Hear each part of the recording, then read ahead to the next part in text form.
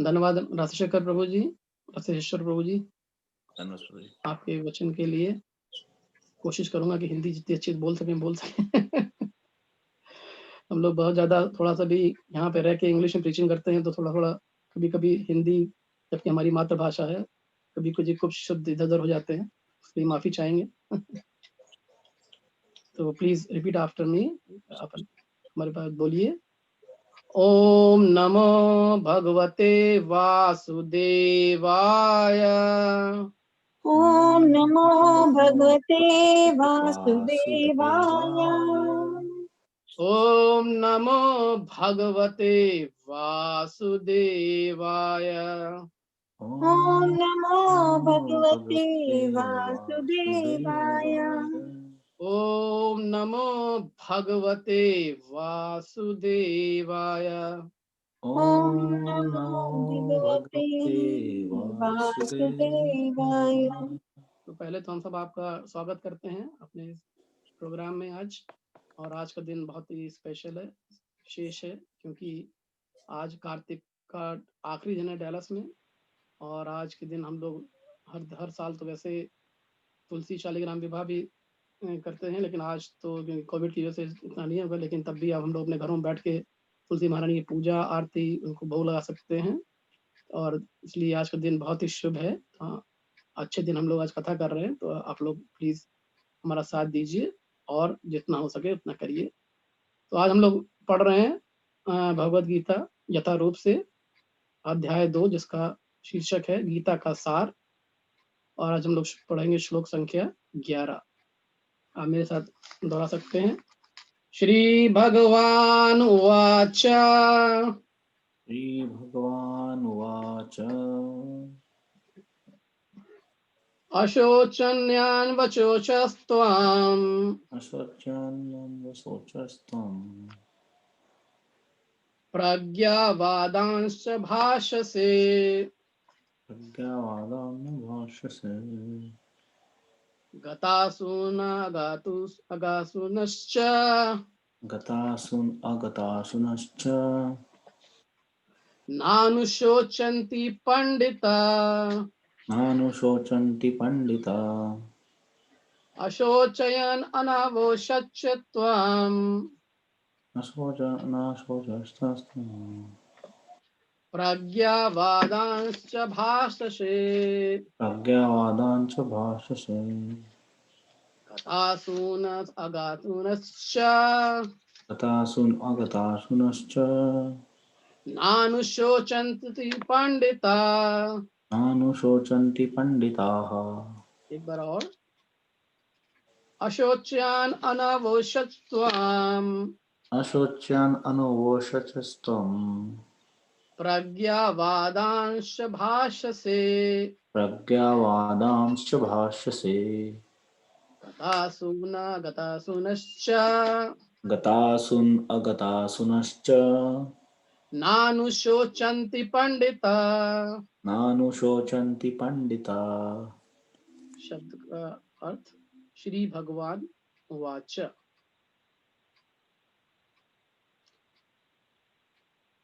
प्रभु जी, हम लोग शब्द बाई शब्द पढ़ते हैं कि केवल सीधे अनुवाद पढ़ते हैं? प्रभु जैसा आपको ठीक लगे। अच्छा, तो ठीक है, हम शब्द पढ़ते हैं। तो श्री भगवान उवाच, आप लोग अगर चाहें तो मेरे साथ पीछे दोहरा सकते हैं। श्री भगवान ने कहा। अशोच्यान, जो शोक के योग नहीं है। अनवशोच, शोक करते हो। तुम प्रज्ञावादान, पांडित्य पूर्ण बातें। च भी, भाषसे कहते हो। गत, चले गए, रहित। असून, प्राण। अगत, नहीं गए। असून, प्राण। च भी, ना, कभी नहीं। अनुशोचंती, शोक करते हैं। पंडिता, विद्वान लोग। अनुवाद। श्री भगवान ने कहा, तुम पांडित्य पूर्ण वचन करते हैं, उनके लिए शोक कर रहे हो जो शोक करने के योग्य नहीं है। जो विद्वान होते हैं वे ना तो जीवित के लिए ना ही मृत्यु के लिए शोक करते हैं। तो हमारा ये शोक संख्या 11 आज, जिसमें भगवान ये कह रहे हैं अर्जुन को कि तुम किस तरह की बातें कर रहे हो। तो थोड़ा सा देखते हैं पृष्ठभूमि इसकी कि भगवान ने अभी तक इस अध्याय में क्या क्या हुआ। थोड़ा सा अपने आप को ताजा करते हैं, अपनी बुद्धि को, अपनी मेमोरी को। तो हमने देखा कि भगवत गीता के अध्याय 1 में पृष्ठभूमि बताई गई है, महाभारत की जो वॉर हुई थी उसके बारे में। और अर्जुन जो है वो भगवान से कहते हैं, भगवान जो है अर्जुन के साथी बनने के लिए तैयार हो गए थे, तो भगवान के साथ हैं। अब भगवान से कहते हैं कि आप भाई युद्ध भूमि के बीचों बीच दोनों सेनाओं के बीच में आप मुझे लेके चलिए मेरे रथ को, तो मैं देख तो लूँ भाई कौन कौन मुझसे युद्ध करने आए हुए हैं। और जब अर्जुन सब देखते हैं कि भाई ये तो सब मेरे भाई बंधु हैं, मेरे पितामह हैं, मेरे गुरु हैं, तो बहुत विचलित हो जाते हैं। सोचते हैं कि ये मैं अपने लोगों को ही क्यों मारूंगा, इनको मार के मुझे क्या मिलेगा, अगर मैं जीत भी गया तो मुझे उससे क्या फायदा मिलेगा, जब अपने ही नहीं रहेंगे तो राज्य का क्या फायदा होगा। तो अर्जुन जो है थोड़ा इस तरह विचलित हो जाते हैं और सोचते हैं कि वॉर करने की जरूरत ही क्या है, अगर ये लोग मुझे मार भी दें तो क्या फर्क पड़ता है, लेकिन कम से कम अपने के ऊपर हाथ तो नहीं उठाऊंगा मैं, उनकी हत्या का पाप तो मुझे नहीं लगेगा। तो अर्जुन जो है ये सब बातें सोचते हैं और उसके बाद देखते हैं अध्याय 2 में ये सब चीजें आगे चलती रहती हैं। तो लेकिन अर्जुन जो है फिर कहते हैं मेरा जो है शरीर जो है बिल्कुल कांप रहा है, मेरा बिल्कुल गला सूख रहा है, मैं तो कुछ युद्ध कर भी नहीं सकता हूँ, और बैठ जाते हैं। तो फिर अध्याय 2 में भगवान बोलना शुरू करते हैं। सबसे पहले बोला है श्लोक संख्या 1 में, तो भाई अर्जुन तुम्हारे अंदर ये सब गंदी आते किधर से आ गई, मतलब ये गंदे विचार किधर से आ गए। भगवान गंदा इस सेंस में कह रहे हैं, नॉट की टर्म्स ऑफ की बैड क्वालिटीज, की आप में ये विचार की अशुद्धता कैसे आ गई है। तो ये सब भगवान ने वर्ड यूज किया कलमशा। कलमशा मीन्स इम्प्योरिटीज। तो ये सब अशुद्धियां आपके अंदर कैसे आ गई हैं कि आप तो मेरे मित्र हैं और जो है आप तो हमारे साथ रहते हैं। जो भगवान के साथ रहता है भगवान तो बिल्कुल शुद्ध है, तो उनको तो शुद्ध होना चाहिए। तो यहाँ पे एक विरोधाभास जैसा है, लेकिन भगवान अपने ही शिष्यों को अपनी कथा के माध्यम से, लीला के माध्यम से उनको इस्तेमाल करते हैं, जिससे कि हम लोगों को ज्ञान प्राप्त हो सके। तो ऐसा नहीं है कि अर्जुन बहुत इस तरह के व्यक्ति थे, उनका व्यक्तित्व इस तरह का था, लेकिन भगवान ने उनको इस तरह की दुर्दशा में डाल दिया और दुविधा में डाल दिया, जिससे कि वो अर्जुन इस तरह फील करें और अनुभव करें कि ये सब ऐसा है और ये मेरे बस की बात नहीं है। तो भगवान उस परिस्थिति को इस्तेमाल करके हमको गीता का उपदेश दे सके। तो उसके बाद अर्जुन पूछते हैं कि भाई हमारे गुरु द्रोण यहाँ पे खड़े हैं सामने, भीष्म पितामह खड़े हैं, हम इन सब का वध कैसे कर सकते हैं। तो जब अर्जुन अभी भी उसी भाव में है और उसी बात को कहते जा रहे हैं आगे भी, इससे अच्छा तो ये है कि भाई हम भिखारी बन जाएं और जो है भीख मांगे काम चला लें, लेकिन अपने अब जो पूर्वजन हैं, अपने जो गुरुजन हैं, उनका तो वध ना करें। वो तो एक बहुत शुद्ध आत्मा है, महान आत्मा है, उनका हम कैसे वध कर सकते हैं और इवन कि उनके अगेंस्ट कैसे हम लड़ सकते हैं युद्ध के अंदर। तो देन अर्जुन क्वेश्चन पूछते हैं भगवान से कि भाई मुझे तो ये पता भी नहीं कि दोनों ऑप्शन में कौन सा अच्छा है, कि अगर मैं उनसे युद्ध करूं और उनसे जीतूं और उनसे युद्ध करके और बिना युद्ध करे उनसे हार मान लो। तो दोनों ही ऑप्शन है कि मैं क्या करूं, आप मुझे तो अब अर्जुन की स्थिति ऐसी होती जा रही है कि उनको पता नहीं करना क्या, किम कर्तव्य विमूढ़ कहते हैं ना, क्या करना है मैं पता नहीं है। तो उस केस में क्या करते हैं, प्रभुपाद ने बहुत जगह बताया कि जब आपको पता नहीं हो क्या करना तो आप कहाँ पे जाएं, आप अपने गुरु की शरण में जाएं, क्योंकि गुरु को ये परिस्थितियां पता होती हैं, उन्हें भगवान का सानिध्य प्राप्त होता है। तो गुरु आपको मार्ग दिशा दे सकता है, आपको दिशा का सही दिशा में आने के लिए कह सकता है। लेकिन गुरु भी जो है वो एक कहते हैं कि गुरु शिष्य परंपरा में होना चाहिए, एक बोनाफाइड गुरु होना चाहिए। ऐसा नहीं कि आप किसी को भी जो आप अच्छा लगे, जिसकी बातें अच्छी लगे, आप गुरु बना लें। पहली बात, जो चीज गुरु आपको बताएगा वो अपनी जिंदगी में फॉलो करता हो, भगवान के बारे में जानता हो, तभी आपको वो भी सही दिशा दे सकता है। तो प्रभुपाद जी उसके आपके तात्पर्य में कहते हैं कई जगह कि भगवान को हम 3 तरह से अनुभव कर सकते हैं। क्या वो कौन 3 तरीके हैं? एक ब्रह्मन, एक परमात्मा, एक भगवान। तो ब्रह्मन में क्या होता है? ब्रह्मन ज्योति। ब्रह्मन ज्योति क्या है? भगवान के शरीर से प्रकाश जो निकल रहा है वो ब्रह्मन ज्योति है। और बहुत से योगी ये चाहते हैं कि हम भगवान की ज्योति में मिल जाएं, जिससे मेरा शरीर ही नहीं होगा तो ये सारे कष्ट जो है दूर हो जाएंगे।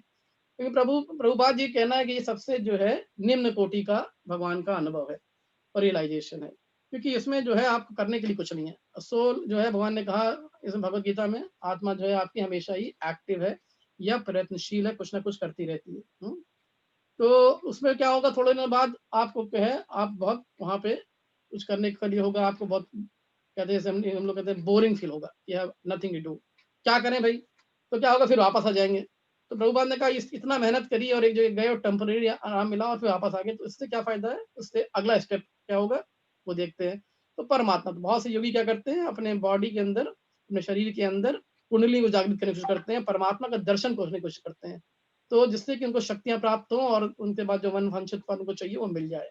लेकिन प्रभुपाद कहना है इसमें भी जो है प्रेम भाव नहीं है। ठीक है, आपने भगवान के दर्शन कर लिए, लेकिन प्रेम नहीं, भगवान तो प्रेम का भूखा है ना, तो ऐसा भाव होना चाहिए जहाँ भगवान के साथ आपका प्रेम का संबंध बना रहे। तो वो कहाँ से पॉसिबल है, और वो केवल जो है आपको भगवान का जब दर्शन होगा, भगवान जब वो हम कहें भगवान रूप में, जब 64 कला संपूर्ण भगवान आपको दर्शन हो, वो भगवान का दर्शन हो जाए तो, और उनसे आपका संबंध बन जाए, तो उससे अच्छा आपका खुशी का माहौल क्या होगा और खुशी का संबंध क्या होगा। आप उस भगवान जब आपके सामने हो तो वही सब देने वाले हैं, सभी खुशियों के स्वामी वही हैं, सभी संसाधनों के स्वामी वही हैं, तो सभी कुछ वही दे सकते हैं। तो अगर वो संबंध आपका भगवान से बन जाए, तब आपका जीवन सुख में हो जाएगा हमेशा के लिए। अगर आप चाहे मृत्यु लोक पर रहें, चाहे कृष्णा लोक में चले जाए, कहीं भी चले जाए, लेकिन आपका जब संबंध किसी से बन गया जिसके पास सभी कुछ है, तो आपको जिंदगी में किस चीज कमी है। तो जब भक्त होते हैं वो भगवान से मांगते नहीं है, भगवान से सोचते हैं कैसे हम भगवान की सेवा कर सके। उससे क्या होती है, खुशी मिलती है। जो अगर खुशी से उस सेवा करने से भगवान खुश हो जाते हैं, और हमको क्या मिलता है, खुशी मिल जाती है। और इस दुनिया में हम क्या करने के लिए यहाँ पैदा हुए हैं, खुश होने के लिए। अगर हम जिंदगी में जो भी काम कर रहे हैं वो किस लिए कर रहे हैं, जिससे हमको जिंदगी में खुशी मिले और हम आगे जिंदगी में और खुशी से आगे बढ़े। लेकिन देख क्या रहे हैं, दुनिया में बहुत से लोग दुखी हैं। तो जैसे इसीलिए भगवान यहाँ कह रहे हैं असली खुशी आपको कैसे मिलेगी। आप सब जगह खुशियां ढूंढ रहे हैं, लेकिन जहाँ खुशियों का ढेर है, जहाँ से खुशियां उत्पन्न हो रही है, वहां तो आप आते ही नहीं। तो इसीलिए भगवत गीता भगवान बता रहे हैं हमको कि इस जगह हमको आना चाहिए, सुनना चाहिए, अपने जीवन में उसको अप्लाई करना चाहिए। तो 2.7 में भगवान जब फाइनली अर्जुन कहते हैं कि भाई भगवान जी, I am totally confused, and then the word he use, शिष्य ते हम साधि माम त्वाम प्रपन्नम। अब क्या कर रहा हूँ कि भाई मैं आपको कंप्लीटली आपकी शरण में आ गया हूँ, अब मुझे पता नहीं करना, आप मेरे गुरु हैं, मैं आपका शिष्य। अभी तक भगवान जो है वो एक मित्र की भांति बात कर रहे थे, क्योंकि अभी ये संबंध स्थापित नहीं होता कि कौन गुरु है कौन शिष्य है। कि गुरु शिष्य तभी होता है जब एक अपने को भगवान के शरण में डाले या गुरु की शरण में डाले, और दूसरा उसकी उसकी जो इंस्ट्रक्शंस हैं और जो उनके गाइडलाइंस है उनको फॉलो करे ना। तो अगर आप उनका अनुसरण करने के तैयार नहीं है तो कोई फायदा नहीं है। तो अभी जब अर्जुन तैयार हो गए कंप्लीटली कि नहीं, अब मुझे और कोई रास्ता मुझे मालूम ही नहीं है, भगवान आप जैसा कहेंगे वैसा मैं करूंगा, तब जो है भगवान जो है बहुत खुश हुए, क्योंकि चलो इसने एक सही रास्ता लिया। क्योंकि गुरु से सुनने के लिए सबसे पहले जरूरी है कंप्लीट सरेंडर टू गुरु। आप गुरु को कंप्लीट सरेंडर और समर्पण नहीं करेंगे, तब तक गुरु के बातों का आपकी जिंदगी में कोई फायदा नहीं है। क्योंकि गुरु ने आपसे कुछ करने को कहा, आपको कोई उसमें विश्वास ही नहीं है, तो आप गुरु की बात क्यों सुनेंगे। तो अब जो है एक जो आपको कहते हैं माहौल तैयार हो गया है कि गुरु जो है गुरु के फॉर्म में आ गए हैं, और शिष्य जो है शिष्य रूप में तैयार है सुनने के लिए कि भाई भगवान आप मुझे बताएं कि जो है इतना ये कॉम्प्लेक्स मेटेरियल नेचर है, इतना दिक्कत वाला है, विषम परिस्थितियां हैं, मुझे कुछ पता नहीं, मैं इस युद्ध भूमि में खड़ा हूँ, दोनों तरफ लोग एक से दूसरे युद्ध करने को तैयार हैं, लेकिन मुझे मालूम नहीं कि युद्ध करना भी चाहिए कि नहीं करना चाहिए। इससे मेरे ऐसा तो नहीं कि मेरा जो वंश नष्ट हो जाएगा, मेरी सारी परंपराएं खत्म हो जाएंगी, मेरा मेरा जो इतना कीर्ति है उसका विनाश हो जाएगा। तो ये सब क्वेश्चन जो है, प्रश्न जो है अर्जुन के दिमाग में आ रहे थे। तो अर्जुन ने कहा कि मुझे अब पता नहीं है कि मुझे क्या करना है, और मेरा धैर्य का बांध भी जो है समाप्त हो गया, मुझे अब धैर्य भी नहीं रह गया। अब आप कृपा करिए और मुझे जो है अपना जो है मार्गदर्शन देने की कृपा करें। क्योंकि प्रभुपाद कहते हैं कि जिंदगी में 4 परेशानियां हैं। अर्जुन की परेशानी तो बड़ी है, लेकिन साथ साथ हम हमारे जो मानव जो जीवन है उसकी 4 परेशानी है, जन्म, मृत्यु, जरा, व्याधि। अगर आपने जन्म लिया, बहुत से लोग कहेंगे अरे जन्म लिया तो हमको बहुत खुशी होती है, लेकिन अब जन्म लिया है तो ही सारी परेशानियां आएंगी ना। जन्म ही नहीं होता तो परेशानियां भी ना होती, क्या होगा। उसके बाद आपकी उम्र बढ़ेगी, आपकी वृद्ध अवस्था आएगी, बीमारियां आएंगी, और फिर मृत्यु आएगी। अगर जन्म नहीं होता तो ये बाकी भी नहीं होते। तो भगवान का कहना है कि ये टेम्परेरी जो है, ये जो आप लोग आते हैं बार-बार जाते हैं, इससे क्या फ़ायदा? ठीक है ना? भगवद गीता हमको ये बताने की कोशिश करता है कि जो हम कर रहे हैं अच्छी बात है, लेकिन ऐसा करिए जिससे हमको जो उसका जो है फ़ायदा मिले वो हमेशा के लिए मिल जाए। ऐसा नहीं कि थोड़ा-थोड़ा दिन फ़ायदा मिले, बाद में फिर वापस आए, फिर परेशानी झेलना पड़े। इसीलिए जो है ऐसा कर्म करना है हमको जिससे हमको इस जो पाप और पुण्य के जो बोझ से निकल जाना है। तो अर्जुन आगे कहते हैं कि भगवान अब जो है मैं वो युद्ध नहीं करूँगा, और एक वर्ड यूज़ करते हैं गोविंदा। तो भगवद गीता में अर्जुन भगवान को डिफरेंट डिफरेंट नामों से बुलाते हैं। उसका एक पर्पस है, क्योंकि इट टेल्स यू समथिंग कि कुछ में छिपा रहता है अर्थ। गोविंदा मतलब होता है कि आप जो है हमको सबको जो है आप बहुत प्रेम देते हैं, आप हमारे जो है इंद्रियों के आप स्वामी भी हैं। तो आप जब स्वामी हैं तो आप चाहें तो कुछ भी कर सकते हैं। तो इसलिए अर्जुन ने ये वर्ड यूज़ किया गोविंदा। तो उसके बाद क्या होता है, कृष्णा जो है वहाँ पे बहुत मुस्कान देने लगते हैं कि कृष्णा समझ जाते हैं कि अब जो है अर्जुन तैयार हो गए हैं मेरी बात सुनने के लिए। अभी तक जो है कृष्णा चुप थे, और एक ही 2 बार उन्होंने पहले बोला, एक बार ही बोला दूसरे अध्याय की शुरुआत में। अभी तक वो अर्जुन की बातें बहुत आराम से सुन रहे थे, बहुत धैर्य के साथ सुन रहे थे। और अब जब अर्जुन तैयार हो गए सुनने के लिए, तभी तभी बोला। तो इसीलिए हमको ज़िंदगी में होना चाहिए कि हम अपनी बातें जब सब कहें, तो उनसे कहें जो सुनने के लिए तैयार हैं। जो सुनने के लिए तैयार नहीं है, उनसे कोई फ़ायदा नहीं। एटलीस्ट आप उनसे बात करें जो आपका उसके अरेंज विरोध जताएँ। ये बस क्वेश्चन से बहुत अच्छी बात है। अगर आपके प्रश्न होते हैं, तो वो तो अच्छी बात है, कम से कम उनके अंदर कोई क्यूरियोसिटी है, कोई जब कुछ जानने की इच्छा है। लेकिन अगर केवल वो आपको नेगेटिव वे में रिप्लाई करें और ये सब कुछ नहीं होता, ये सब बकवास है और आप लोग पता नहीं कब समय बर्बाद कर रहे हैं, तो ऐसे लोगों से बात करने की ज़रूरत नहीं है। इसीलिए भगवान ने यहाँ दिखाया है कि जब सही समय आता है तभी उचित वाक्य बोलना चाहिए, और या तो मार्ग प्रदर्शन तब करें जब उस व्यक्ति को उस अवस्था में उसको जो है स्वीकार करने के लिए तैयार हो जाए। तो भगवान कहते हैं कि अर्जुन, अब 11वां अध्याय जो हमारा 11वां श्लोक हमारा जो है दूसरे अध्याय का जो हम आज पढ़ रहे हैं, इसमें भगवान शुरू करते हैं, अर्जुन तुमसे बहुत बातें करी, ऐसा लग रहा है कि तुम बहुत महान पंडित हो, लेकिन तुम बिल्कुल मूर्खता वाली बातें कर रहे हो। भगवान एक तरफ तो कहा कि अर्जुन ने बड़ी-बड़ी बातें करी कि हमारी जो है परिवार का क्या होगा, हमारी जो है जो डिफरेंट ट्रेडिशन चली आ रही है फैमिली में, वंश चला आ रहा है, उन सब का क्या होगा, सारा नष्ट हो जाएगा, स्त्रियां जो है उनका नेचर खराब हो जाएगा और वर्ण संकर पैदा हो जाएंगे। ये सब बातें अर्जुन ने करी और भगवान चुपचाप सुनते रहे। ये भगवान जानते थे कि अर्जुन का जो अभी जो मन का अंदर का जो सब विरोधाभास है निकल जाए, तब मैं उससे कुछ कहूँ। तो भगवान शुरू करते हैं, कहते हैं कि भाई अर्जुन, तुम बात तो बहुत अच्छी कर रहे हो, लेकिन ये सब लाइक तुम जो है मूर्खों की तरह बात कर रहे हो। यू लाइक कि जो है इसमें वर्ड यूज किया भगवान ने, अशोचन्य, अशोचन प्रज्ञावंत से गतवचन नान शोचंती पंडिता। जैसे शोक करने योग्य चीजें जो नहीं है, तुम उनके लिए भी शोक कर रहे हो। तो भगवान क्यों कह रहे हैं शोक करने की चीज नहीं है? अभी आप कहेंगे कि अरे हमारे परिवार है, बच्चे हैं, हमारे माता पिता है, हम उन्हीं को मार देंगे क्या, उन्हीं से युद्ध करेंगे क्या? तो भगवान का स्तर डिफरेंट स्तर पे, क्योंकि अभी तक अर्जुन जो बातें कर रहे हैं वो शरीर के स्तर पे बातें कर रहे हैं। इसीलिए भगवान कह रहे हैं जब आप शरीर के स्तर पे बातें करते हैं तो आपका आपके अंदर मोह और अटैचमेंट डेवलप हो जाता है, और जब उस चीज को आप किसी चीज से अटैच होते हैं तो आप उस चीज को कोई भी क्षति होने की स्थिति को एक्सेप्ट नहीं कर सकते हैं, स्वीकार नहीं कर सकते हैं। इसीलिए आपको उस स्थिति से ऊपर उठना है। तो अगर आप बॉडली प्लेटफॉर्म पे हैं तो आपको हर चीज आप अटैचमेंट होगा, अरे ये तो मेरा पति है, ये मेरे बच्चे हैं, इनसे कैसे दूर हो सकती हूँ और इनसे डिटैच कैसे हो सकते हैं, नहीं, ये सब बातें दिमाग में आती हैं। लेकिन भगवान कहते हैं कि मानव शरीर जो है मैंने इसलिए नहीं दिया है कि आप केवल मोह में जाएं। मानव शरीर इसलिए दिया है कि आप अपनी इस चारों तरह की जो परेशानियां जो हमने बताई अभी, इनसे कैसे निकले और कैसे आपको जो है परमानंद मिल जाए, ऐसा सुख जो हमेशा के लिए हो। तो इसलिए भगवान ये बता रहे हैं कि अगर आप शरीर के लेवल पे रहेंगे या शरीर से तरह से ही सोचेंगे, शरीर के जिससे तो लोगों के संबंध उनके बारे में केवल सोचेंगे, तो आप केवल उसी के आस ही पास रह जाएंगे। उससे क्या परेशानी होगी, आपका ये जो बिविल्डरमेंट है या जो आपका जो ये विरोधाभास है, ये कभी जाएगा नहीं, क्योंकि आप उनसे दूर तो हो नहीं सकते हैं, क्योंकि आप उनसे इतने अटैच हुए हैं। तो भगवान ने इसीलिए कहा कि पहले बात तो ये समझिए कि क्या चीज शरीर है और क्या चीज आत्मा है। तो इसलिए भगवान ने कहा कि शोक करने के लिए क्या चीज है, शोक करने की क्या चीज नहीं है, इन दोनों का अंतर हमको पता होना चाहिए। इसलिए क्योंकि शरीर जो है वो तो हमको मिलता रहता है। अभी हम जैसे आगे पढ़ेंगे कि इसमें आपको डिफरेंट समय में डिफरेंट शरीर मिलते रहे, तो बहुत से शरीर हमको मिले हुए जिंदगी में। ऐसा नहीं कि ये शरीर हमको पहली बार मिला है, मानव शरीर भी हमको बहुत बार मिल चुका है। तो अगर हमें सोचे कि हमको केवल एक ही बार मिला है और इसमें हमको सारे आनंद का अनुभव कर लेना है, तो ऐसा नहीं है। इससे बड़े बड़े बड़े बड़े आनंद आप जिंदगी में अपनी पहली जिंदगियों में ले चुके हैं, लेकिन इतना ही फर्क है कि आप भूल गए हैं और भगवान को सब याद है।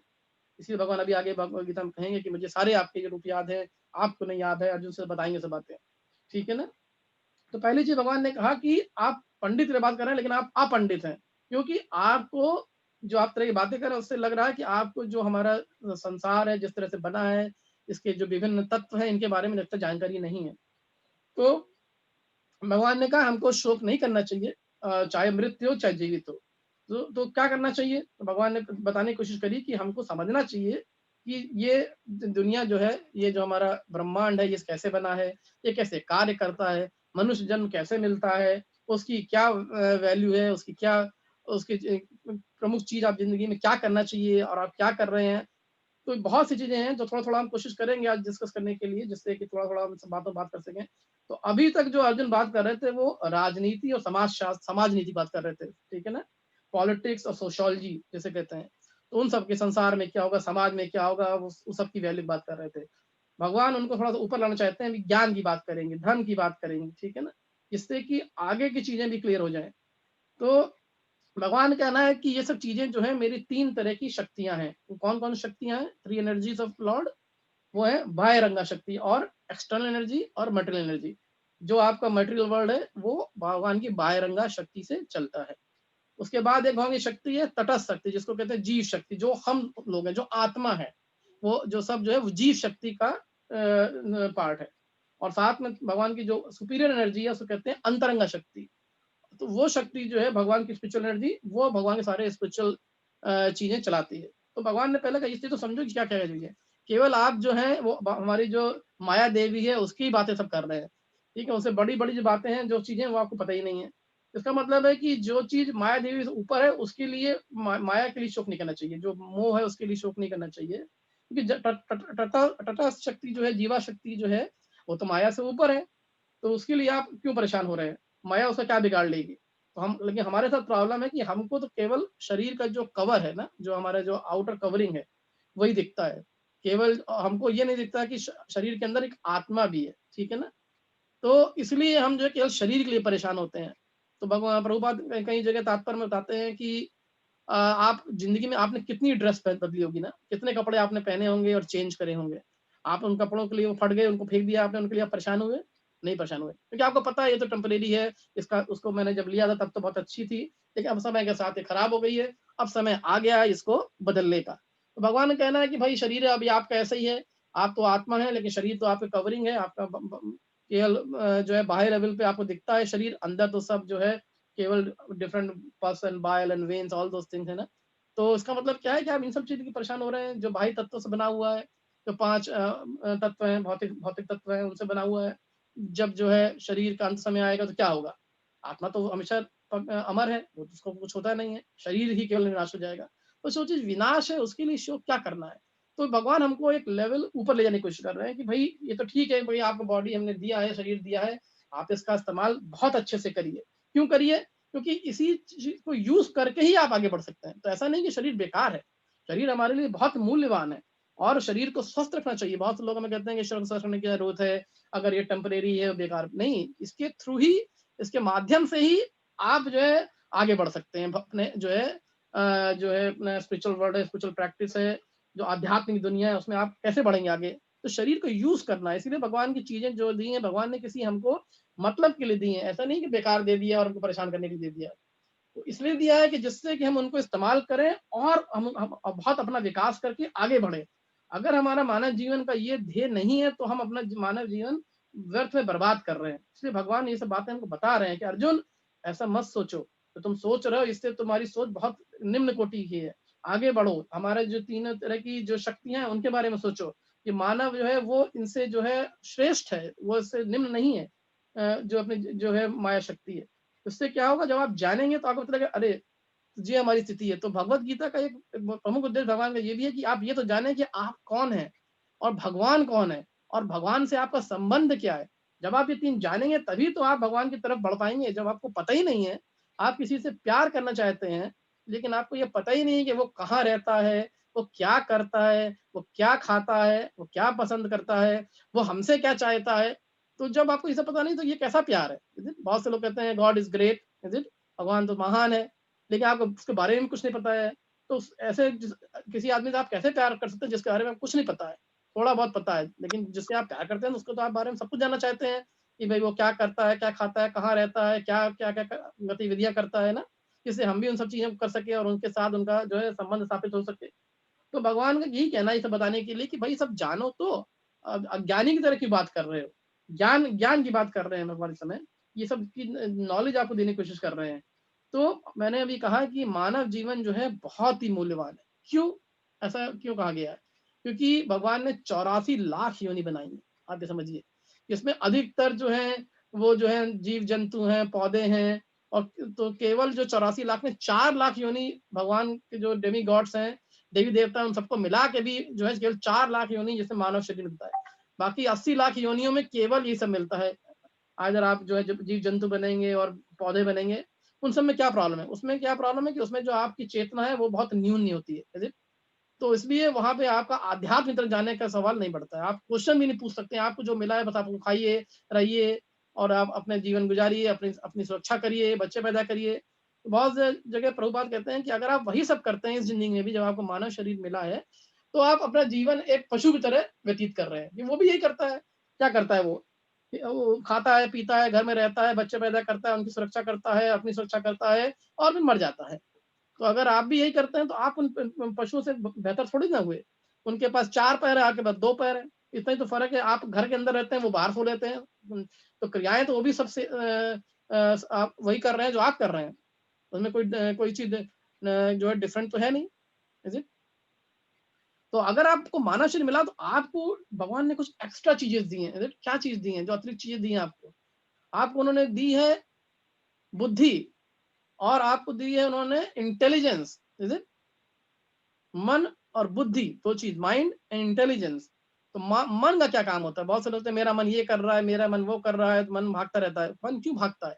कि मन जो है वो इंद्रियों के वश में आ जाता है। हमारा मन के इंद्रियों से ऊपर होना चाहिए। इंद्रियों को उसको जो है क्या कहते हैं, कंट्रोल करना चाहिए। लेकिन क्या होता है, क्योंकि हमारी इंद्रियां बेकाबू हो जाती हैं और संसारिक जगत में भागती रहती हैं। अभी ब्लैक फ्राइडे आया, क्या क्या सामान मिल रहा है, चलो खरीदें, नहीं तो उससे क्या होता है, मन कहता है हाँ ये चीज तो जरूरत है, मैं सोच भी रहा था खरीदने के लिए, चलो ये खरीद लेते हैं। कुछ चीजें ऐसी भी मिल जाती हैं जो शायद जरूरत नहीं भी हो, लेकिन क्योंकि सस्ती मिल रही है, चलो ले लेते हैं। शायद हम जिंदगी में आगे उसको यूज करें ना करें इसको तो पता नहीं, लेकिन क्योंकि अब मिल रही है तो खरीद लें। ये सब किसके कारण हो रहा है? इंद्रियों का कारण हो रहा है, क्योंकि हम अपनी इंद्रियों को लगाम नहीं दे रहे हैं। इंद्रियों को छुला छोड़ रखा हमने कि चलो जो मर्जी करो। अगर आज चलो यहाँ ढूंढ के आए हैं, चलो मॉल चलें, वहां देखें क्या हो रहा है, ये देखें वो देखें। उससे क्या है, आपने भगवान ने बताया कि ये इंडिया हमारे जैसे एक उन्होंने प्रेजेंट किया कि ये एक रथ की तरह है हमारा पूरा शरीर, जिसमें इंद्रियां जो हैं वो हमारे घोड़े हैं। तो आपने घोड़ों को अगर बेलगाम कर दिया है तो वो भागेंगे ही भागेंगे। मन का काम है उनको लगाम में रखना। अगर मन भी उनके पीछे पीछे भाग रहा है तो क्या लगाम करेगा? तो इसीलिए पहली चीज तो है कि हमको मन को जरा जो है बहुत कठिन परिश्रम करके स्ट्रांग बनाना है। जब वो मन आपका स्ट्रांग बन जाएगा तब आपकी बुद्धि की वैल्यू बढ़ जाएगी। अभी क्या है, बुद्धि भी जो है बिल्कुल बेकार जैसी पड़ी है, कुछ करती नहीं। मन ने कहा ये करो, हाँ कर लेते हैं। बुद्धि का काम क्या है कि ये पता करना कि भाई जो मन ये सब कह रहा है कई बातें, इनमें सबसे अच्छी बात क्या है। अगर बुद्धि वो काम नहीं कर पाती है तो मन की कोई वैल्यू नहीं है। तो और मन का काम क्या है? मन को हम कहते हैं लाइक आपको, हम लोग कंप्यूटर यूज करते हैं कि hard drive, is it, storage place, जहाँ पे हम सब चीज संभाल संभाल के रखते हैं। तो मन के अंदर बहुत सी चीजें आपके जो डिफरेंट अनुभव है वो वहां पे संचित है। तो मन क्या करता है, वहां निकाल निकाल के आपको सिखाता रहता है। जब आप कभी कभी जपा करें तो आपके मन में बहुत से ख्याल आते हैं। मन क्या करता है, उसमें निकाल निकाल के आपको डेटा बेस से चीजें बताता रहता है। अरे आपके साथ ये होता, पहले ये हुआ था, आप वहां थे, यहाँ थे। उस समय उस चीज का कोई वैल्यू नहीं है, लेकिन मन जो है आपको वहां वहां घुमाता रहता है। इसीलिए अगर मन आपका मित्र बन जाए तो ये सब चीजें मन नहीं करेगा। अभी मन आपका मित्र नहीं है तो आपको दुनिया भर में ले जाने की कोशिश करता है। तो ये सब जो जो आध्यात्म की बातें हैं, उनमें सबसे पहले जरूरी काम है मन को वश में करना। इसलिए जैसे जैसे हम भगवत गीता आगे पढ़ेंगे, भगवान बहुत जगह बात करेंगे कैसे इंद्रियों को वश करें, मन को वश में कैसे करें, बुद्धि का सही यूज कैसे करें। तो हमारा जो रथ है उसमें हमने भी बताया कि 4 जो अपने घोड़े हैं, जो पांचों सॉरी 5 जो इंद्रियां हैं वो घोड़ों की तरह हैं। मन के हाथ लगाम है, और बुद्धि जो है वो उसका जो है सारथी है। और आत्मा क्या है? आत्मा तो केवल पैसेंजर बनी पीछे बैठी है, तो सब देख रही है, चल रहा है। तो अगर आप देखें रियल भौतिक लेवल पे, तो आत्मा का कोई लेना देना इन सब चीज नहीं है। लेकिन आत्मा जो है वो क्योंकि थोड़ा सा संक्रमित हो जाती है, इन सब चीज़ों से कंटामिनेट हो जाती है, तो वो सोचती है हम भी इस सब का पार्ट है। और यही स्थिति इस समय अर्जुन की भी है। कोई समझता है यही तो मैं हूँ, यही मेरे लोग हैं, इसी सब से तो मुझे आनंद मिलता है, तो इन सब चीज़ों से मैं दूर कैसे हो जाऊँ, जब इन सब चीज़ों से मुझे आनंद मिलता है। यही प्रश्न बहुत से लोग हमसे भी पूछते हैं, जब हम लोग कहते हैं भाई भगवान थोड़ा भक्ति कर लीजिए, बहुत समय आपने बहुत चीज़ों का फ़ायदा ले लिया, बहुत अच्छे चीज़ व्यंजन खा लिए, थोड़ा समय भगवान दीजिए। उन्होंने कहा भाई ये सब चीज़ तो हमें आनंद मिलता है, अगर हम बहुत करेंगे तो क्या होगा, सब चीज़ें छूट जाएँगी। लेकिन भगवान का कहना है कि ऐसा नहीं है, चीज़ें छूटती नहीं है। आपको अभी क्या है कि जैसे अर्जुन के लिए भी ये कह रहे हैं कि अभी तुम निम्न कोटि का बातें कर रहे हो। तो इसलिए हमारी ज़िंदगी में जो हमें स्वाद है, वो निम्न चीज़ों का स्वाद है। इसलिए हमको उच्च चीज़ों का स्वाद नहीं पता है। क्योंकि हमको इतना मोह है निम्न चीज़ों से कि हम छोड़ते नहीं और डरते भी हैं कि अगर हमें छूट गई, तो हमारा सब स्वाद चला जाएगा, ज़िंदगी का जो आनंद है वो खत्म हो जाएगा। तो भगवान हमको ये बताना चाहते हैं कि ऐसा नहीं है, इससे बड़े-बड़े भी आनंद हैं, जिसको आप ले सकते हैं, लेकिन आपको क्या है पता ही नहीं। बहुत से भगवान ये कहते हैं कि आप क्या कर रहे हैं, छोटे-छोटे पीसेस ऑफ गोल्ड, छोटे-छोटे गोल्ड के टुकड़ों के लिए आप परेशान हैं। लेकिन मैं तो आपको गोल्ड की पूरी खान देना चाहता हूँ, सोने की पूरी खान देना चाहता हूँ, लेकिन आपको उसके बारे में पता नहीं। इसी तरह हम भी हैं। तो हम भी जिस चीज़ों में अटैच है, छोटी-छोटी मामूली चीज़ें जिनका ज़िंदगी में बहुत ज़्यादा वैल्यू नहीं है, थोड़ी वैल्यू ज़रूर है, उनके लिए परेशान है। जो बड़ी-बड़ी वैल्यू चीज़ें हैं, उनके पीछे हमको सोचने का समय ही नहीं है। इसीलिए भगवत गीता हमको ये बताती है कि भई ठीक है, वो सब चीज़ें आप करिए, उनके लिए ज़्यादा परेशान मत होइए। ज़िंदगी जीने के लिए करिए, बाकी समय अपना सदुपयोग करिए, भगवान के बारे में जानिए, अपने पास इतने बढ़िया-बढ़िया शास्त्र हैं, उनको पढ़िए और किसी उनके पास जाइए जिनको उसकी थोड़ी बहुत जानकारी हो। ऐसा नहीं कि जो भी दिख जाए, सुन जाए, पढ़ जाए, उसको पढ़ लीजिए। जो भी टीवी में दिख जाए उसको समझ लीजिए। लेकिन सुनिए उनसे जो अपनी ज़िंदगी में ये सब बातों को अपनाते हैं, उस रास्ते पे चलते हैं और इसलिए चलने से क्या होगा, उनमें शुद्धि आती है। अगर वो शुद्ध है, तो आपको वो शुद्धि दे सकते हैं। अगर आप किसी के पास जाएँगे जो अशुद्ध है, तो आपको शुद्धि कैसे आएगी? इसीलिए भगवान बहुत जगह हमको जो है चेतावनी भी देते हैं कि भाई किससे सुनना चाहिए, किसके पास जाना चाहिए।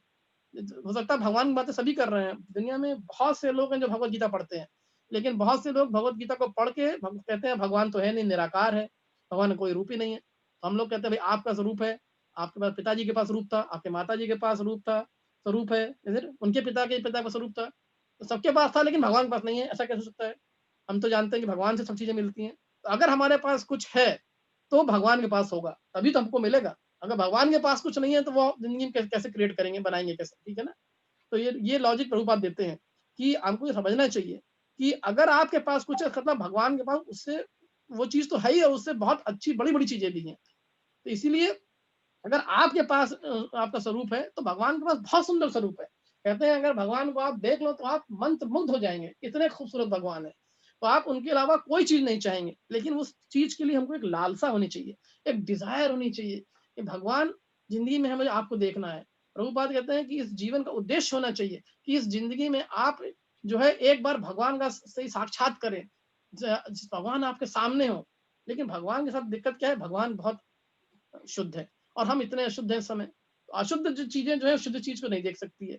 इसीलिए भगवान ने हमको ये सब भगवत गीता का ज्ञान देने की कोशिश कर रहे हैं कि भाई ठीक है आपने जो किया सब ठीक है, अब जो आपने पाप पुण्य का जो बोझ आप कितने मिलियन जन्मों से आप बोझ को ढो रहे हैं, उसको अब समय आ गया है कि आप थोड़ा-सा उसको हटाने की कोशिश करिए।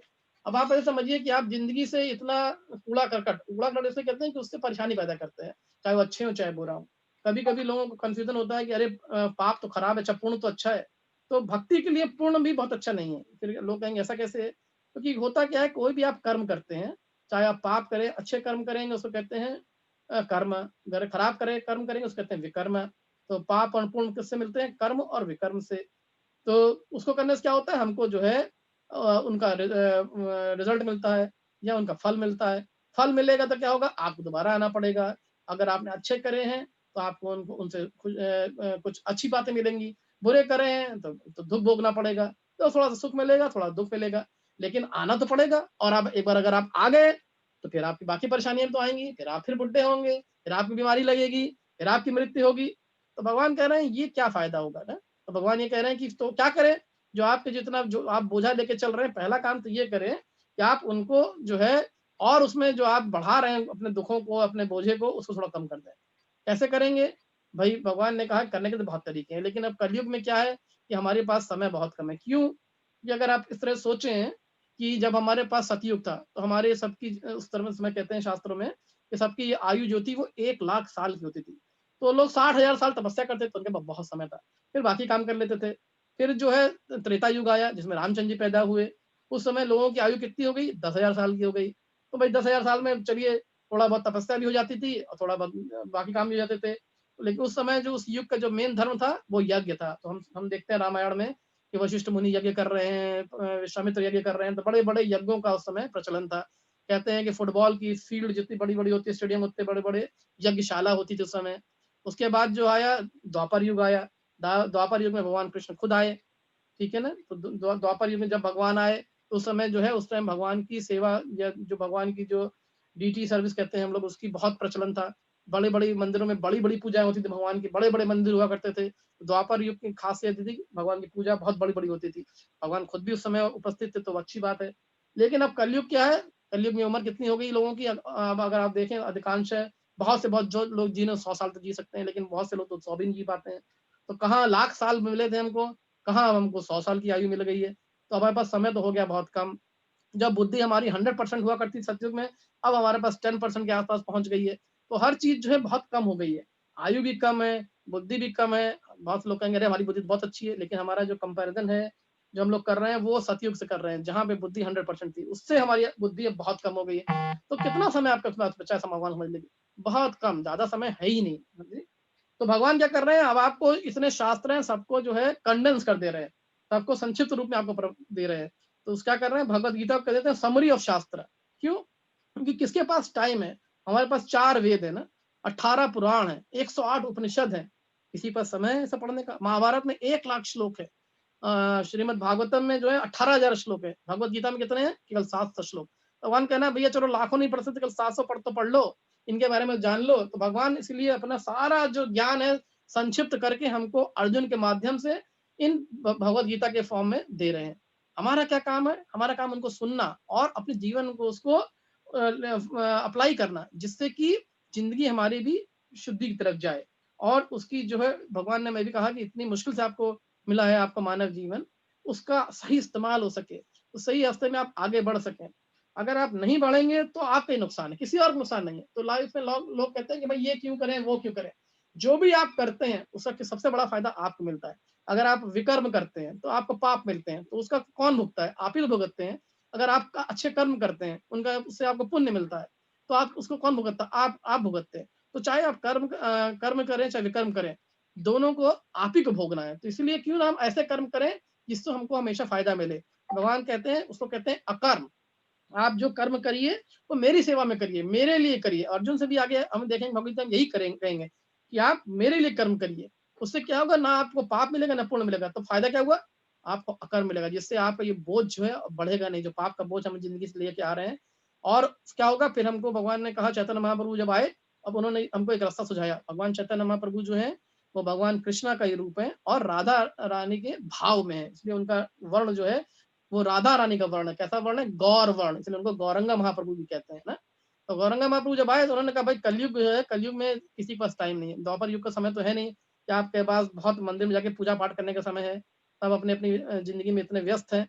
तो सबसे सस्ता बता दिया, रास्ता बना दिया, भाई आप कहीं भी रहिए, भगवान का नाम का उच्चारण करिए। भगवान का नाम कैसे करना है? हरे कृष्णा कृष्णा कृष्णा कृष्णा हरे हरे, हरे राम राम राम हरे हरे। लोग कहेंगे भगवान के नाम का चरण से क्या फायदा होगा? भगवान ने कहा कि मैंने अपनी सारी शक्तियां जो भी हैं, सारी भंग शक्तियां सब मैंने इस मंत्र में डाल दी। इसलिए इस मंत्र को कहते हैं महामंत्र। अगर आप सारे मंत्र को नहीं भी कर पाते, केवल आप इस मंत्र को बोलेंगे तो आपको भगवान का साक्षात दर्शन हो सकते हैं। उससे होगा क्या कि धीरे धीरे जो है आपका जो ये अंदर जो है कंटेमिनेशन जो है, जो संक्रमण सब अंदर है, ये सब जो है धीरे धीरे दूर होना शुरू हो जाएगा। क्योंकि भगवान का नाम आप जब कहते हैं तो सबसे जरूरी है उसको सुनना। क्योंकि अगर आप सुनेंगे नहीं तो भगवान का नाम केवल आपने मुंह से लिया, लेकिन उसका कोई आपके शरीर के ऊपर, मन बुद्धि के ऊपर कोई असर नहीं पड़ा। जो आपका जो कंटेमिनेशन लेवल है वो वहीं का वहीं रह गया। तो सुनना कहाँ सुनेंगे? कान सुनेंगे, और उस कान के सुनने से जो आपका ये दिव्य नाम है वो आपके शरीर में जाएगा, फिर आपके हृदय में जाएगा। हमारा स्पिरिचुअल हार्ट, जहाँ पे हमारा हृदय होता है वहां पे एक स्पिरिचुअल हार्ट है। स्पिरिचुअल हार्ट क्यों कहते हैं? वहां पे कौन कौन रहता है? परमात्मा और आत्मा दोनों रहते हैं। तो भगवान आपसे बहुत दूर नहीं है, आपके साथ है। जिंदगी में कोई भी व्यक्ति इतना आपके साथ नहीं हो सकता जितना भगवान आपके साथ देता है। आपसे हमेशा आपके साथ रहता है। आप चाहे किसी तरह का शरीर ले लें, भगवान हमेशा आपके साथ चलेगा। चाहे पशु बने, पक्षी बने, पौधा बने, मानव बने, भगवान आपका साथ कभी नहीं छोड़ता। और हम जो है वो भगवान को भूल जाते हैं। कभी कभी याद कर लेते हैं, कभी भी भूल जाते हैं। फिर सोचते हैं अभी तो क्या जरूरत है, बाद में याद कर लेंगे। इस तरह क्या करते हैं, जिंदगी भर अपने आप को धोखा देते रहते हैं। अभी समय नहीं आया है, बाद में आएगा, अभी तो हमारे पास बहुत कर्म कांड है करने के लिए, ये सब करना है, बहुत रिस्पॉन्सिबिलिटीज हैं, बच्चों की देखभाल करनी है, बच्चों को पढ़ाना है, उनकी शादी करनी है। तो हम क्या करते हैं जिंदगी में, अपने कर्मों को ही अपना जो है सोचते हैं कि यही हमारा गोल है, जिंदगी का और कोई गोल नहीं है, यही सब अच्छे से हो जाए तो बढ़ जाए। भगवान कह रहे हैं ये सब नहीं है, ये सब तो आपकी केवल आपकी जो है आपका रिस्पॉन्सिबिलिटी होती है। नहीं तो आपकी रिस्पॉन्सिबिलिटी है, वो आपको करना है, क्योंकि आप उसे भाग तो नहीं सकते, आप मानव शरीर लिया। लेकिन गोल आपका वो नहीं है, ठीक है ना।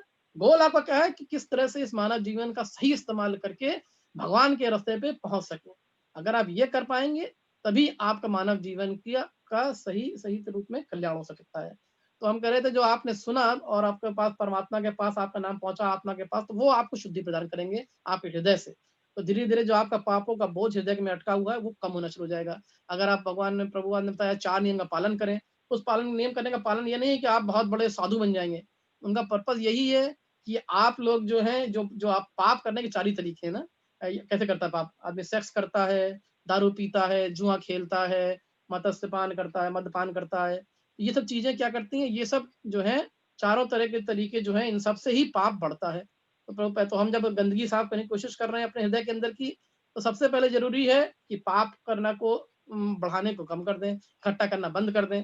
फिर मंत्र का जाप करें, भगवान की सेवा करें, भक्तों की सेवा करें, भगवान की लीला के बारे में सुने, अपनी जिंदगी में थोड़ा थोड़ा अप्लाई करना शुरू करें।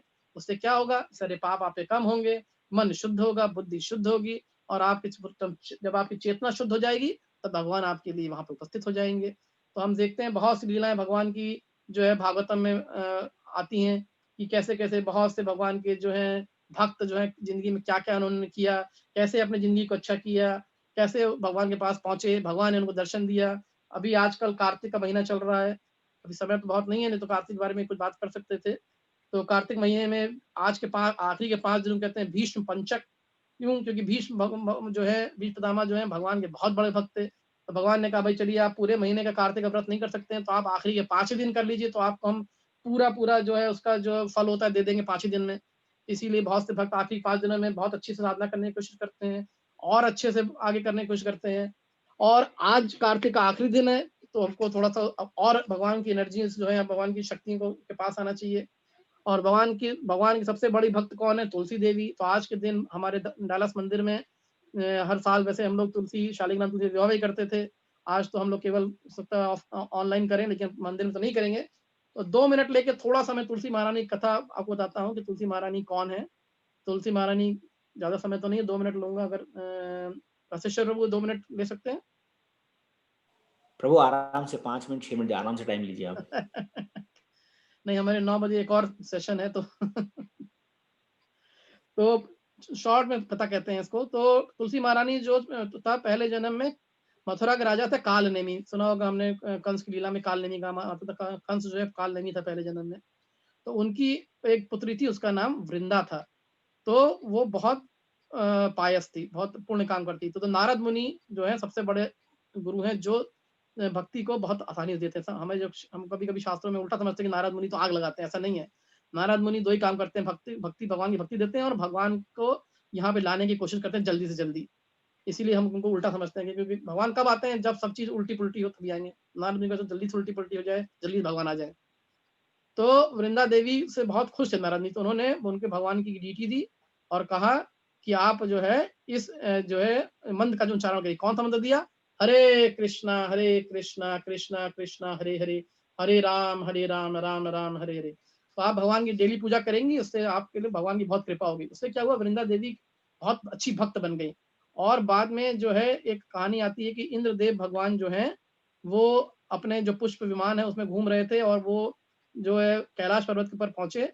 वहां पे अचानक उनको कुछ हुआ देख के, और वो अपना संतुलन खो बैठे और वहां पे गिर गए, और भगवान शिवा की तपस्या भंग हो गई। उससे बहुत वो नाराज, उनसे भगवान बहुत नाराज हुए कि तपस्या को उनको भंग कर दिया इंद्र भगवान ने। तो वो तांडव नृत्य करने पड़े निकल गए। हम लोग जानते हैं तांडव नृत्य कब होता है, जब सृष्टि का विनाश होता है, तो भगवान का तांडव नृत्य हुआ, तो अब तो क्रोधाग्नि निकलेगी। तो भगवान ने जो है अपनी तीसरी आंख खोल दी। वो जो तीसरी आंख खोली तो वो एनर्जी जो कहाँ गई, समुद्र में गई। उस समुद्र एनर्जी से जो क्या हुआ, पैदा हुआ एक डीमन, राक्षस पैदा हुआ, जिसको कहते हैं जलांधर। हम लोग जानते हैं पंजाब में एक जगह जालंधर, जालंधर उसी से नाम है जालंधर। तो जालंधर जो है बहुत बाद में राजा बना, इनका राक्षसों का राजा बन गया और बहुत स्ट्रांग बन गया। उसकी शादी किससे हो गई, वृंदा से हो गई। और क्योंकि वृंदा देवी भगवान की इतनी भक्ति करती थी, बहुत चेस्ट थी, बहुत पवित्र नारी थी, तो वो जब भी जालंधर जाता था युद्ध करने के लिए, तो वो भगवान की पूजा में लगी रहती थी। उससे क्या होता था कि उसकी इतनी चेस्ट लेडी थी कि भगवान भी इस जालंधर को कुछ नहीं कर पाते थे, क्योंकि वृंदा देवी की तपस्या इतनी कठिन और स्ट्रांग होती थी। तो हर युद्ध में वो जीत क्या जाता था। धीरे धीरे उसने क्या किया, उसने पूरा जो है डेमी गॉड की जगह जितने भगवान जहाँ रहते हैं, स्वर्ग लोग सब जीत लिया। तो अब तो सारे जो है जो देवी देवता परेशान हो गए, अब तो उसने स्वर्ग पे भी अधिकार कर लिया। तो उन्होंने भगवान विष्णु के पास गए कि भाई अब जो है आप इसका हल बताइए, क्या करें हम लोग। तो भगवान ने कहा भाई एक ही तरीका है कि तुम उससे युद्ध शुरू करो, और मैं क्या करूंगा, वे मेरी बहुत पूजा करती है, मैं जालंधर के रूप में जाऊंगा वृंदा के पास, और उसका जो है भक्ति उस समय क्योंकि वो करती रहती है, उसको भंग करने को करूंगा, क्योंकि मैं पहुंच जाऊंगा जालंधर के रूप में तो वो पूजा पाठ छोड़ देगी उस समय और मेरे पास आ जाएगी। तो भगवान ने यही किया। तो देवी देवता ने युद्ध शुरू किया, जालंधर को ललकारा और जालंधर जो है युद्ध के लिए चला गया और वृंदा देवी भगवान की पूजा के लिए बैठ गई। और भगवान इस बीच में जालंधर के फॉर्म में आए, कहते हैं इन डिस्गाइज, छद्म रूप में वेश चेंज करके, और वृंदा देवी उनको छोड़ के बाहर आ गई। जैसे ही वो बाहर आ गई तो उसकी पूजा पाठ भंग हो गया। उतनी देर में जो है शंकर भगवान ने जालंधर को मार दिया और उसका सड़ा हुआ कटा हुआ सर जो है वो वृंदा देवी और जो भगवान विष्णु जो वो रूप लेके आए थे, क्या बोलते हैं जालंधर का, उसके बीच में आके गिरा। तो उसने वृंदा देवी ने बड़ी जोर से पूछा कि आप कौन है, ये सर किसका है। तो सभी देवता वहां प्रकट हुए, उन्होंने बताया ये तो तुम्हारे पति का सर है जालंधर। और तो विष्णु भगवान पूछा आप कौन है, तो विष्णु भगवान चुप रहे, कुछ नहीं बोला। तो लोगों ने बताया कि ये तो भगवान विष्णु है। पहले नहीं बताया, पहले तो वृंदा देवी बहुत क्रोध में आ गई। तो उन्होंने कह दिया कि आप ये जो पत्थर की तरह खड़े हुए हैं, तो आप जाके पत्थर बन जाइए, आपका क्या काम। आप जवाब भी नहीं देते हैं। तो बाद में देवी देवता बताया अरे ये तो भगवान विष्णु खुद है। तो उसको बहुत लज्जित हुई अपनी बातों पे, लेकिन तब तो श्राप दे चुकी थी। तो इस बीच में लक्ष्मी जी भी आ गई, तो उन्होंने श्राप दे दिया वृंदा देवी को। लक्ष्मी देवी जो है वो भगवान की बहुत बड़ी सेवक है, वो भगवान के विरुद्ध कुछ सुन नहीं सकती हैं। तो उन्होंने वृंदा देवी को श्राप दे दिया, वृंदा को श्राप दे दिया कि तुम जो है पता लता बन जाओगी और जो है जाके पृथ्वीलोक पे जाओगी। तो श्राप सबको मिल गए। तो क्या हुआ, भगवान को श्राप मिल गया कि आप पत्थर बन जाइए, और वृंदा को श्राप मिल गया कि आप जो है पता लता बन जाइए। तो फिर विष्णु जब देवी ने बताया अरे ये तो भगवान विष्णु खुद ही हैं, तो तब तो वृंदा जो है बहुत लज्जित हुई कि मैंने अपने भगवान को श्राप दे दिया।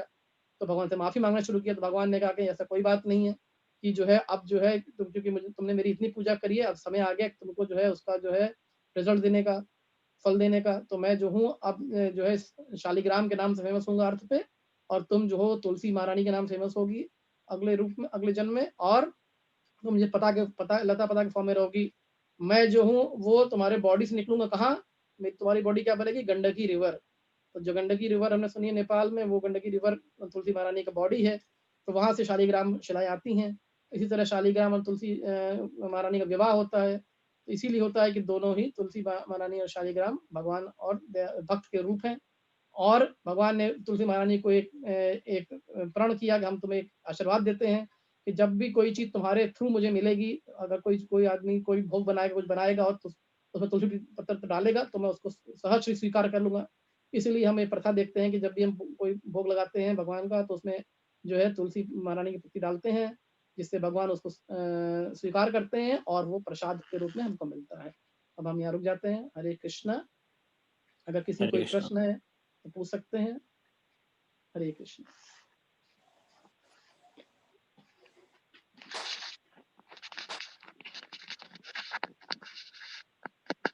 प्रभु जी, यस प्रभु, या तो कोई प्रश्न तो नहीं लग रहे हैं प्रभु आज। तो थैंक यू सो मच, आपका बहुत बहुत धन्यवाद। आपने आज अपना समय निकाल के हमारे साथ भगवत चर्चा की, और आखिर में आपने बहुत ही बढ़िया तुलसी महारानी की कहानी बता के हमें आज का महत्व भी समझाया, तुलसी विवाह का कैसे कैसे हुआ। तो थैंक यू सो मच प्रभु जी। बस आपसे एक ही रिक्वेस्ट होगी कि फ्यूचर में भी आप हमारे साथ आके हमको हमारा मार्गदर्शन करते रहें। धन्यवाद प्रभु जी, आपका मौका देने के लिए, हमको ये अवसर देने के लिए। मेरी उम्मीद है कि थोड़ा बहुत कुछ ऐसा बताया होगा जो आप लोगों को जीवन में थोड़ा बहुत फ़ायदा कर सके। तो प्लीज़ कुछ करिए, उसको आप ज़िंदगी में लाने की कोशिश करिए और हम सब लोगों को प्रेरित करिए, तो हम भी और कुछ कर सकें। धन्यवाद प्रभु जी, धन्यवाद सभी भक्तों का। हरे कृष्णा। हरे कृष्ण प्रभु, धन्यवाद, धन्यवाद, हरि बोल।